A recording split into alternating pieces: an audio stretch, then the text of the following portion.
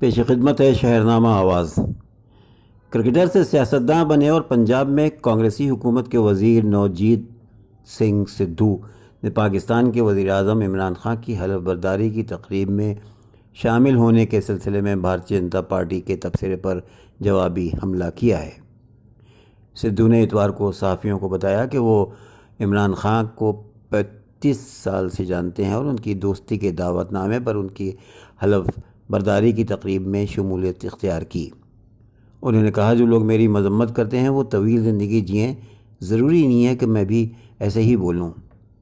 انہوں نے کہا کہ ہم ہر روز ہی کھیل کے میدان میں بات چیت کرتے رہے، ہم نے ایک دوسرے کے ساتھ مل کر کمنٹری بھی کی، یہ ایک دوستی کا تقاضا تھا اور اسے تنگ نظری سے نہیں دیکھا جانا چاہیے۔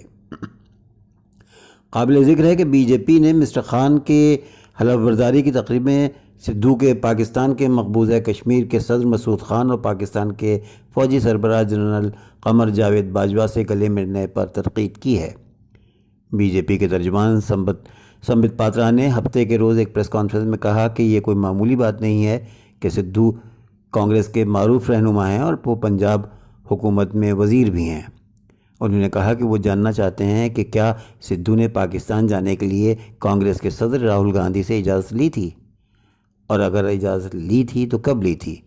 اگر ایسی اجازت نہیں لی گئی تھی تو کانگریس سدھو کے خلاف کیا اقدام کرے گی؟